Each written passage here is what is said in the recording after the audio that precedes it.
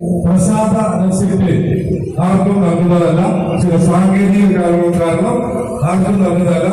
നാളെ രാവിലെ 8 മണി മുതൽ പ്രസാദ രൂപയുടെ എല്ലാവർക്കും നൽകുന്നതാണ്. ദയവായി ശ്രദ്ധിക്കുക. മൂടപ്പ സേവയുടെ റെസിപ്റ്റ് ചില സാങ്കേതിക കാരണങ്ങളാൽ ആർക്കും നൽകുന്നതല്ല. പകരം എല്ലാവർക്കും രാവിലെ 8 മണി മുതൽ പ്രസാദ രൂപയുടെ നൽകുന്നതായിരിക്കും. ಭಕ್ತ ಮಹಾಶಯರ ವಿಶೇಷ ಗಮನಕ್ಕೆ ಮೂಡಪ್ಪ ಸೇವೆಯ ಅಪ್ಪ ಪ್ರಸಾದ ವಿತರಣೆಯ ಕೂಪನ್ ಅನ್ನು ಯಾವುದೇ ಕಾರಣಕ್ಕೂ ನೀಡಲಾಗುವುದಿಲ್ಲ.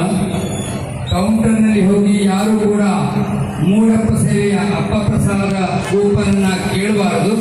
ಕೆಲವು ಪ್ರಾಕೃತಿಕ ಹಾಗೂ ಸಾಂಕೇತಿಕ ಕಾರಣದಿಂದಾಗಿ ಅದರ ವ್ಯವಸ್ಥೆಯಲ್ಲಿ ಸ್ವಲ್ಪ ಬದಲಾವಣೆಯನ್ನು ಮಾಡಲಾಗಿದೆ.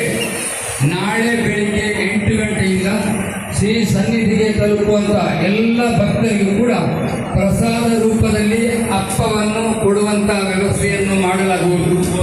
ಆದ ಕಾರಣ ಯಾರು ಕೂಡ ಕೌಂಟರ್ನಲ್ಲಿ ಮೂಡಪ್ಪ ಸೇವೆಯ ಅಪ್ಪ ಪ್ರಸಾದದ ಕೂಪನ್